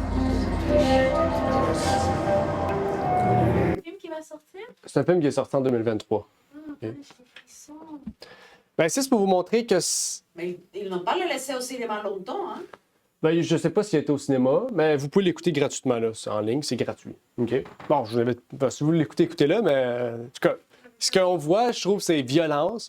Pour voir de la violence, le meurtre, destruction. Vous avez vu, là, vous avez vu John Hagee, je pense que c'est Pasteur Hagee qui est en avant, qui disait il faut être des guerriers, il faut prêt à faire la guerre, là, à se battre. Mais Dieu voyait les vrais juifs dans la Bible à tuer une nation, j'oublie lesquels. Les Mélocites, j'oublie les noms. Et malheureusement, le peuple de Dieu n'a pas obéi Dieu. Il n'a pas tué tout le monde. Ouais. Et il a pris des artefacts, retourné avec eux. Ouais. Ils n'ont pas été obéissants vers Dieu. Et qu'est-ce qui est arrivé? Que l'histoire, ça va finir. Ça continue. Parce qu'ils n'ont pas été obéissants à Dieu. Peut-être que tout ça, ça relationne à ça aussi. Peut-être. Mais il faut savoir, eux se basent aussi sur un verset de la Bible, du Nouveau Testament. OK. Je vais vous montrer. Ouais. Jésus qui dit... je dis Apocalypse, pas Apocalypse. Matthieu 10, verset 34, excuse. C'est pas Apocalypse 16, c'est Matthieu 10, verset 34 qui dit « Ne pensez pas que je sois venu apporter la paix sur la terre, je sois venu apporter non la paix, mais l'épée. » OK? Est-ce que vous avez déjà vu Jésus attaquer un individu? Non. Non. Qu'est-ce qu'il voulait dire? Mais excusez-moi. Oui. Mais un peu, oui, parce qu'au synagogue, il achetait tout. Les Oui. oiseaux, ils sont libérés, les oiseaux. Oui. Et l'argent l'a jeté par les Oui, sols. effectivement. Oh my goodness. Mais est-ce qu'il a tué quelqu'un? Non. Non. C'était ici aussi, c'était parce que le peuple, le temple était bafoué. OK? Le sanctuaire était bafoué. Puis je ferais la même chose ici si quelqu'un rentre ici et il commence à vendre des choses, je ferais la même chose. Parce que quand on se rassemble dans un lieu pour adorer Dieu, c'est pas le temps de vendre des choses, de bafouer le temple. OK? C'est la même chose. Ici, ce que Jésus veut dire, c'est que son message n'est pas venu apporter la paix pour tout le monde. Parce qu'on le sait, Jésus a été quoi? Persécuté. Jésus a été crucifié. Donc, c'est la preuve qu'il n'est pas venu apporter la paix. Les Juifs étaient contre son message. Okay? Nous aussi, le même message de Christ qu'on va apporter sur cette terre ne va pas apporter la paix globale sur la terre. C'est ce qu'on aimerait, que tout le monde puisse accepter Dieu puis qu'une paix se retrouve. Mais la Bible nous révèle que la seule paix qui va exister sur cette terre, c'est lors de la purification de la terre. Apocalypse 20, 21 et 22 nous dit quoi? La terre fut purifiée et aucune trace du péché ne fut trouvée. C'est plate, mais la terre, en ce moment, est déjà condamnée à la perdition éternelle. Seule l'humanité, notre caractère, nous-mêmes, peut être sauvé. OK?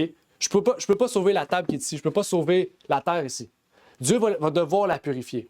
Mais notre travail, nous, c'est pas de sauver la terre, c'est de sauver les hommes de la terre. Amen. C'est ça qu'il faut. Amen. C'est ça que Jésus est venu faire. Jésus est venu sauver les hommes de la condamnation de la terre et de la condamnation du péché. La terre est provoquée à l'anéantissement total à cause du péché.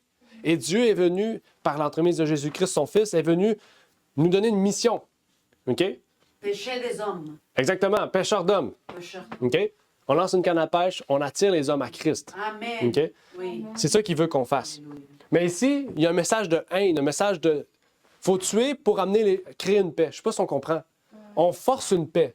Parce que la Bible nous dit, Paul a prophétisé, il a dit, quand vous entendrez un bruit de paix, une ruine soudaine va arriver. Sur la terre, il n'y aura jamais de paix. Global, il n'y aura jamais de paix. OK? Mais pour les Juifs, le sionisme, ils disent qu'il y aura une paix globale. Parce qu'elle va être provoquée. Mais la Bible nous dit que quand il y aura une paix sur cette terre, qu'est-ce qui va arriver? Une ruine. L'Armageddon, une ruine. Quelque chose de terrible va arriver. Parce que quand Archange Michel, il a jeté Satan et Les démons. Les démons, les anges. Yeah. Il a jeté sur la terre, alors ils habitent ici tous avec nous. C'est Oui. pour ça qu'il y a trop de problèmes. Oui, c'est des cohabitants. Exactement. Des cohabitants. Exactement. Mais nous aussi, notre lieu, c'est pas la terre. La Bible nous dit que nous sommes que de passage sur cette terre. Hein? Notre lieu, nous aussi, on est. Eux, leur résidence permanente est sur la terre. Mais nous, notre résidence permanente est au ciel. Donc, c'est la Nouvelle Jérusalem. Exact. Donc, notre résidence à nous, elle n'est même pas sur la terre. Nous, ici, nous sommes que de passage pour amener des âmes encore plus à venir à Christ. OK? Fait que c'est pour ça que quand on perd notre temps dans les choses de ce monde, eh bien, on perd notre vie littéralement est perdue. Je sais pas si on comprend. Parce qu'on n'a pas été créé à ça. 100%. On n'a pas été créé à ça. Mais c'est dur parce que Satan, lui, a été créé, a été amené ici pour ça. Je sais pas si on comprend. Une des choses que Satan aime le mieux pour nous, c'est d'être addictif à quelque chose. Exact. Soit la drogue, l'alcool, le sexe, les maquillages, les vêtements, les blablabla, pour nous éloigner de Dieu. Exact. Effectivement. Tout à fait. Je ne sais pas si vous connaissez Pete Hegseth. Non, pas moi. Non? C'est le secrétaire de la Défense des États-Unis. Ce monsieur-là, eh bien, call on Muslims to stop denying Jewish connection to Temple Mount. OK? Lui, il promouvoit la reconstruction du temple. Il fait souvent des voyages en Israël pour justement promouvoir la reconstruction du temple. N'oubliez pas, c'est un secrétaire de la Défense des États-Unis. OK? Je ne sais pas si vous savez, ça n'a aucun lien avec sa mission d'aller en Israël. OK? Ça veut dire qu'il va être un bon ami de Reza Pahlavi. Oui, un bon ami de Trump, un bon ami de Netanyahu, un bon ami de tous les sionistes. OK? Mais ce monsieur-là est très particulier. OK? Parce qu'il a beaucoup de tatous. Puis ses tatous sont spéciaux. On va voir ses tatous tantôt. OK? Wow! Il a des tatous spéciaux. Il a un tatou qui est sur les croisades. Il a plein de tatous sur les croisades. Il y a des tatous avec des croix vraiment de la croisade. Vous savez, c'est quoi les croisades? Oui, Oui, en Espagne, par exemple. Rappelez-vous, Netanyahu parlait des croisades. Exactement, oui. Mais lui, il y a une photo des croisades aussi. OK? Les croisades sont très importantes pour lui. Pour lui, il a écrit un livre. Il a écrit un livre qui s'appelle Les croisades américaines. Parce que lui, ce qu'il veut faire, c'est ramener les croisades en Amérique. Mais contre qui? Ah! Hein? La guillotine, oui. Est-ce que ce groupe est un peu comme les Ku Klux Klan? Ils sont un peu liés. Dans un sens, oui. Amener la violence pour amener une paix. Ben, c'est ça le but des croisades, c'est d'amener la paix par la violence. Dans un sens. C'est ce que promouvoient les États-Unis puis l'Israël. OK? Il a écrit un livre, comme je vous ai dit, qui porte le titre Les croisades américaines. OK? Maintenant, qui a propulsé les croisades? Je vais vous lire une citation. Pas lire une citation là-dessus, lire une citation ici. J'ai un livre, là. Vous êtes chanceux. C'est un vieux livre de 1900, OK? Qui parle des croisades. OK? Je vais vous lire une citation, une lecture. C'est un livre historique pour montrer que c'est pas blabla là, d'un site, site de random en ligne. À la page 66 du livre, ça dit la première croisade. Il dit « Le mouvement dont Urbain II avait pris l'initiative devait aboutir dans sa pensée à une expédition régulière et disciplinée des chevaliers d'Occident en Terre Sainte. » Chevaliers d'Occident, c'est les chevaliers du Temple, les Templiers. Okay? On va parler des Templiers un peu plus tard. OK? Mais l'enthousiasme soulevé par la prédication de la croisade produisit un résultat inattendu. Dans toute la France, dans l'ouest de l'Allemagne, des bandes populaires s'organisèrent spontanément pour marcher à la conquête de Jérusalem, à l'époque qui était contrôlée par l'islam. OK? On pourrait continuer, mais ici, c'est surtout pour vous dire, en plus, un peu plus loin, ça dit les hommes de cette époque le croyaient fermement, ils en trouvaient la prophétie dans l'Évangile en donnant un sens littéral aux paroles divines. De la même manière que les croisades avaient pour fondement pour eux les prophéties, je ne sais pas si on comprend. Les croisades ont été faites sous pulsion prophétique. Qu'est-ce que les États-Unis font en maintenant? Des croisades. Pete, il l'a dit, là, croisades. Il a écrit un livre sur les croisades américaines. Ils font des croisades sur quelle pulsion? Prophétique. Je ne sais pas si on voit un lien entre les croisades et ce que les États-Unis font en ce moment. Ce que les États-Unis font en ce moment, Israël, c'est des croisades. OK? En 1099, dans le livre, si vous voulez, on pourrait le feuilleter. En 1099, les croisades ont pu reprendre le contrôle de Jérusalem, mais en 1291, ils l'ont perdu face aux musulmans. Quand l'ont-ils repris? Ils l'ont repris en 1948, quand l'Église catholique romaine a propulsé la légalisation et la reconnaissance de l'Israël comme un pays. C'est les catholiques qui étaient derrière ça. Okay? C'était un archevêque à New York qui a dit « Maintenant, il faut reconnaître Israël comme une nation ». Le lendemain, les États-Unis l'ont reconnu, puis Israël a été formé. Okay? Donc, c'est pour vous dire que l'Église était derrière cela.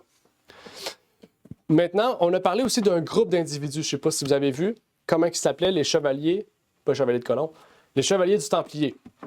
Je ne sais pas si vous connaissez un peu les chevaliers du Templier, un peu leur histoire. Mais c'était des gens de toutes les nations, okay, qui étaient organisés pour aller conquérir Jérusalem au nom de l'Église. Okay? C'était des gens avec des croix rouges. Okay? Mais ce monsieur-là porte une croix des Templiers sur lui. Okay? Il y a plein de tatous, là. Okay? Je sais pas si j'en ai, tu vois. Il y a plein de tatous des croix, d'Urs, occultes. Il y a plein de tatous des croix. Tu vois, ça, c'est des croix de Templiers. Des croix. Tu vois, ici, il y a le croix catholique, là. OK? La tuerie. Il y a un drapeau américain qui a un gun. OK? Il y a c'est plein de tatous qui sont très provocateurs dans le sens c'est très violent. Promouvoir la violence. OK?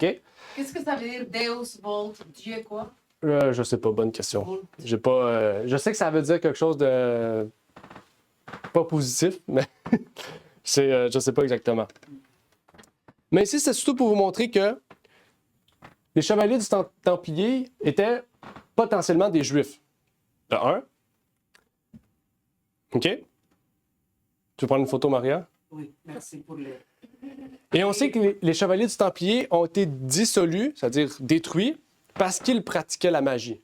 Et parce qu'ils pratiquaient la sorcellerie. Puis ça, on le sait, la Kabbale. OK?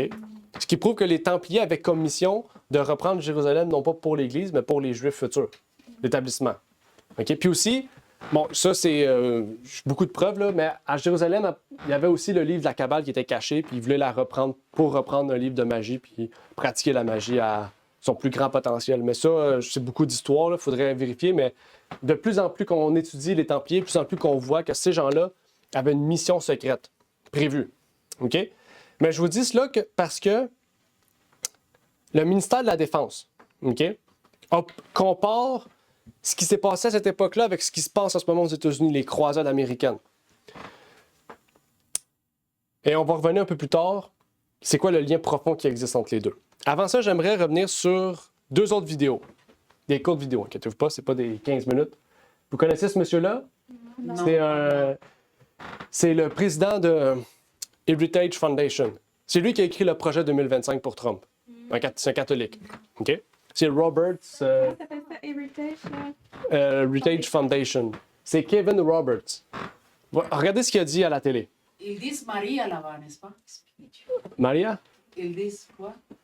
Morning. Ah, Morning with Maria. Oh, That's the TV show, I think so. Ouais. I'm an early American historian, so I'm better about talking about the past than the future. And I don't exist to say that I was right, but in this case we were. And what is happening with the election of Trump and Vance is that we are at the beginning, I believe, of a golden era. Not just for the United States, although particularly for the United States, but a golden era of self-governance around the world. Je sais pas si on comprend.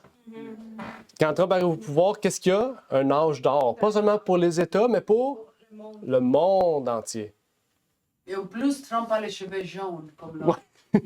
Merci, ce parallèle-là. Incroyable. Ta peau est jaune aussi. OK? Jaune orange. Une autre vidéo. Ah, c'est Vous connaissez ce monsieur-là, non? c'est pas Welsh? Ouais, c'est Welsh. OK? Regardez, il y a la... Bon, je me dis, il y a la même croix, mais non. C'est un catholique, OK?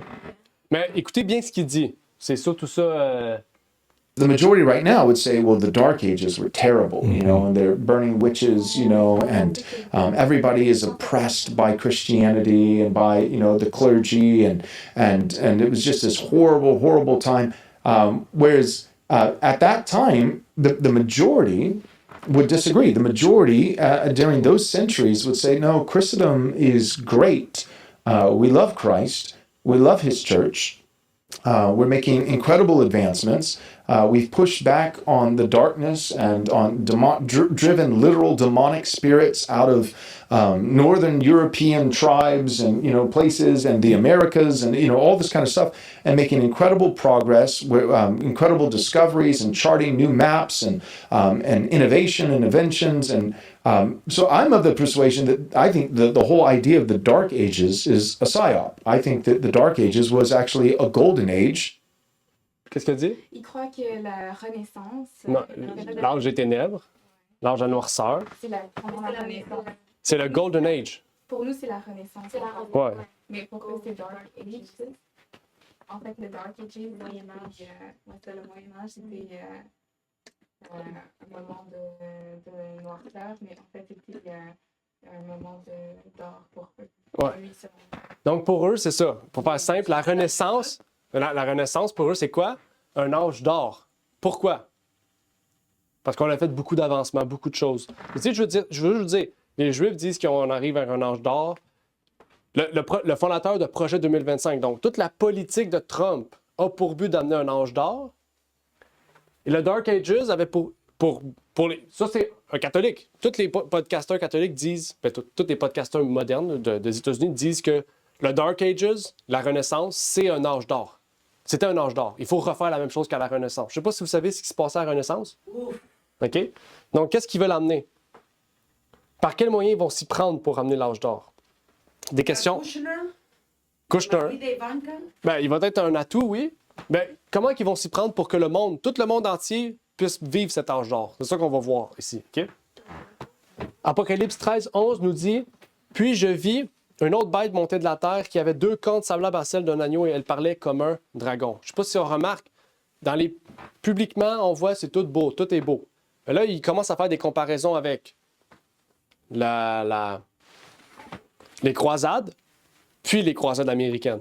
L'âge des ténèbres, ou la Renaissance, avec ce qui s'en vient, qui va ressembler à la Renaissance. Un âge de ténèbres. OK? On arrive à la fin. Trump. Apocalypse 13, excusez-moi, lisez-la. 13, verset 11. Merci. Trump a nommé 4 rabbins orthodoxes comme nouveaux chefs de la liberté religieuse. Là, vous comprenez, avec tout ce qu'on a parlé du judaïsme, OK? Nommer 4 rabbins juifs à la tête de la liberté religieuse, tandis qu'ils prônent le contraire, c'est une absurdité. OK? Dans leur livre, Sanhédrin 58b, regardez ce qui est écrit. Un non-juif qui observe le Shabbat est passible de la peine de mort. OK? Qu'est-ce qu'ils promouvoient aux États-Unis en ce moment? Un retour au sabbat. OK? Donc, c'est une question très intéressante qu'on peut soulever. J'aimerais écouter un autre, juste avancer un peu plus vite parce que le temps arrive. C'est Moyen-Âge, c'est pas vrai. Je sais, c'est pour ça que je me disais aussi que ça ne marchait pas. Easily restored. OK? J'ai écouté, là? And I would say it is enacted and continues to be on the books in many different states in the way of blue laws, of Sabbath laws. If you've been following our disputes, we've been proponents of Sabbath laws. A restoration of the Sabbath is the most concrete and material gift that we can give to our nation. Je pense qu'on comprend? Amen. Le plus grand cadeau qu'on peut donner à la nation, c'est un retour au sabbat. Mais c'est pas là. Il ne parle pas du sabbat. C'est dans une université franciscaine aux États-Unis. Il parle du sabbat catholique, dimanche. OK? Puis on sait que dans toutes les lois, dans tout ce qui se passe aux États-Unis, en ce moment, ils ramènent les lois bleues. Les Blue Laws, allez voir les Blue Laws. Mais Blue il y Law. a des prêtres catholiques qui sont contre le sabbat de dimanche. Ils sont à faveur des sabbats de samedi et ils sont punis. Gravement punis. Possiblement. Oui. Dans leur religion, possiblement, oui, tout à fait. Mais ici, vraiment, Peut-être que ça c'est le bon groupe, je ne sais pas. non, c'est le sabbat du dimanche. Parce qu'il y a Kevin Roberts à côté qui promouvoit. Parce que les Blue Laws n'ont pas rapport avec le sabbat de la Bible. Les Blue Laws, allez vérifier, va vérifier Blue Law. Blue Law, c'est vraiment des lois du dimanche qui interdit les gens de faire de quoi sous peine de prison ou d'amende. OK? Mais regardez, là, on parlait des croisades. OK? On a parlé de l'âge des ténèbres. Qu'est-ce qui se passait à l'âge des ténèbres? L'Inquisition. Ouais. Qui était persécuté dans le temps des Inquisitions? C'était pas les musulmans, c'était pas les juifs. C'était qui? C'était les chrétiens qui suivaient pas la tradition catholique, qui n'observaient pas le dimanche, qui suivaient pas le monde entier. OK? Quand il y aura une paix qui va arriver, un golden age, OK? Ça va être un âge d'or temporaire pour les gens. Ils vont avoir une paix soudaine. Qu'est-ce qui va arriver aux véritables chrétiens? Pour lui, les Blue Laws, les lois bleues, sont une gloire pour la nation. OK? Un cadeau pour la nation. OK? Quelle tristesse. Regardez, c'est écrit ici. New rights academics argue for biblical lawmaking at Steuben Conference. Qu'est-ce que c'est écrit? Ils veulent mettre des lois bibliques. OK? Des lois bibliques. Mais ceux qui sont au pouvoir, est-ce que ce sont des gens qui promouvoient la Bible ou qui promouvoient la tradition de la Bible? Je ne sais pas si on comprend. Qu'est-ce que Jésus reprochait aux Juifs? Vous suivez la tradition plutôt que la Bible. Dieu fait la même chose aujourd'hui. Les chrétiens suivent la tradition plutôt que la Bible. Si on suivrait vraiment la Bible, comme Marie a dit, si on suivrait vraiment la Bible, on mettrait de l'avant le sabbat. OK? On mettrait de l'avant contre le meurtre, contre la... Je ne sais pas si on comprend, contre toutes les lois que Dieu a données dans la parole. OK? Puis on n'est pas obligé de les mettre comme des lois officielles dans le pays. Parce qu'il y a des gens peut-être qui ne vont pas vouloir observer le sabbat. Puis on sait qu'on doit respecter tout le monde. N'est-ce pas la fondation des États-Unis? La fondation des États-Unis, c'est qu'on doit respecter toute religion, tout groupe social, tout individu. Ouais, la liberté de... En ce moment, c'est pas ce qu'on fait. On promouvoit un message, une pensée directive, puis ceux qui s'opposent vont finir guillotine. OK? On va avancer un peu plus. C'est pour cela qu'on est dans le monde, mais on n'est pas partie du monde. Exact. On peut aller ici dans la tragédie des siècles. Dans la première partie du 4e siècle, un édit de l'empereur Constantin établit le dimanche comme jour de fête dans toute l'étendue de l'Empire romain. Le jour du soleil étant révéré par ses sujets païens et honoré par les chrétiens. Et la tactique de Constantin consistait à rapprocher les adhérents des deux cultes. OK? Donc, tous unis sous une même bannière. Tous unis sous une même bannière. Et si on prend leurs propos, OK? Si on veut ramener l'âge des ténèbres, OK? Le Dark Ages, aujourd'hui, on veut moderniser le Dark Ages. Qu'est-ce qu'on fait? On prive de liberté les gens. C'est ça le but. Pourquoi on met des caméras partout? Pourquoi on commence à mettre des choses partout, ce qu'on peut? Lionel en a parlé, là. On va juste penser à prier, puis on va se faire arrêter. Pourquoi on veut surveiller autant les gens que ça? Hein? Pour leur empêcher de vraiment suivre la parole. Les vraies cibles ici dans ça, l'Armageddon qui s'en vient, je ne sais pas si vous remarquez, l'Armageddon qui s'en vient, c'est un Armageddon contre les enfants de Dieu. La cible, c'est pas les musulmans. Parce qu'ils ont la... Exactement. Les musulmans, ils ont l'accord d'Abraham. Ils vont rentrer dans ça. OK? Mais nous, on sait qu'on ne peut pas faire ça. Parce que la Bible dit « obéissez à Dieu plutôt qu'aux hommes ». Et si on obéit à Dieu plutôt qu'aux hommes, à qui qu'on déplaît? Aux hommes, pas à Dieu. Si on obéit à Dieu puis on ne suit pas la loi des hommes, on désobéit aux hommes. Puis si on désobéit aux hommes, on est vu comme des récalcitrants, comme un problème pour la société. OK? C'est ça qui va arriver. Et je dis pas qu'on va être tous ici dans ça. Ça se peut qu'il y en a parmi nous qui vont suivre le nouveau système qui va arriver. On ne sait pas. OK? Mais si on tient ferme, puis on est droit, eh bien, on va se lever droit. On pense souvent que ça sera nous, mais non, il faut demander à Dieu parce qu'on n'est pas capable nous-mêmes de ça. Ben oui, exact. C'est vraiment... Sans Jésus, on ne sera pas capable de passer au travers ça. Il faut une relation étroite avec Dieu. Amen. C'est impossible sinon. Impossible. C'est ça que C'est seulement lui qui voit le cœur pur. Exact. Puis la Bible nous dit, même les élus pourront être trompés. Pour montrer la tromperie va être tellement... C'est comme la Bible va être là, puis la tromperie est là. Elle n'est pas là. C'est de même. C'est pour ça que la Bible dit de prier dans tout temps. Exact. N'importe qui peut tomber. Exact. Donc la seule chose qui va nous permettre d'être de même, c'est le Saint-Esprit de Dieu. La prière, l'étude de la parole, la méditation, la fraternité aussi, il ne faut pas oublier.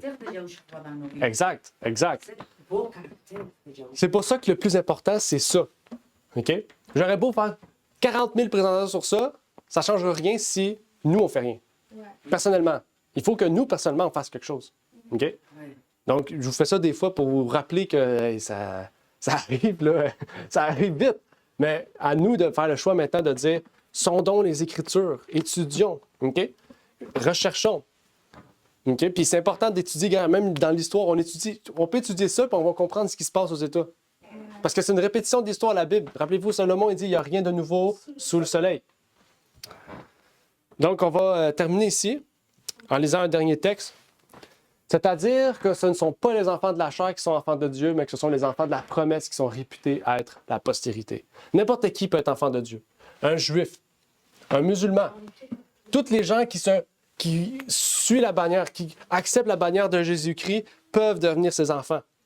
Il n'y a plus de nation particulière à Dieu.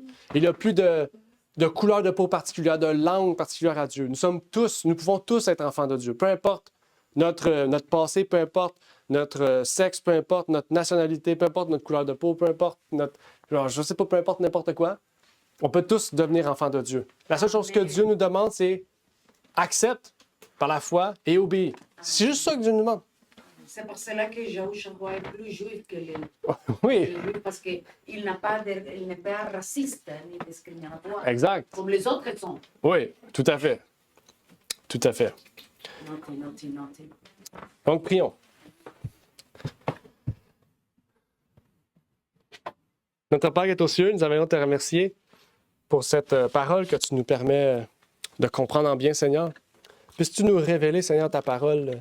Puisses-tu te révéler à nous, Seigneur, pour que nous puissions mieux comprendre les prophéties, à quel point les prophéties sont importantes d'être comprises, Seigneur. Que tu puisses bénir chacune des personnes ici présentes, ceux qui sont avec nous aussi sur Google Meet. On voit toutes les personnes qui sont en ligne. Bénis-les, Seigneur. Protège-les. Mets ta main bienveillante sur eux, Seigneur. Tu connais chacun de nos cœurs, chacun de notre sincérité de cœur, Seigneur. Et nous qui voulons avancer avec toi, grandir avec toi, devenir de plus en plus à la stature parfaite de Jésus-Christ, Seigneur. Puisque c'est ce que tu veux faire en nous, Seigneur. Tu veux qu'en regardant le miroir de la foi, nous puissions ressembler à Jésus-Christ, Seigneur. Eh bien, que nous puissions, quand nous regardons ce miroir-là, nous dire « Qu'est-ce que tu veux que je change aujourd'hui, Seigneur? Qu'est-ce que tu veux que je devienne, Seigneur? Quelle est la mission à laquelle tu m'as appelé, Seigneur? » C'est les choses, Seigneur, à laquelle tu nous demandes par ta grande commission, Seigneur, de vouloir et de pouvoir faire le devoir que tu as demandé en tant que chrétien, faire d'autres disciples, Seigneur. Donc, que tu puisses nous utiliser comme un outil, Seigneur, pour ta gloire et ta gloire seule. Puisses-tu nous guider, nous protéger, nous amener toujours plus près de toi, Seigneur, et surtout plus près de ta venue qui arrive très, très, très bientôt, Seigneur. C'est ma prière, donc, pour ces choses, au nom de ton Fils Jésus. Amen. Merci d'avoir écouté cette vidéo. Si vous désirez rejoindre l'œuvre au Québec, veuillez nous contacter par email à asjh1889 de Terrebonne @gmail.com et via Facebook à commercial asjh1889 de Terrebonne. Merci à vous et que Dieu vous bénisse.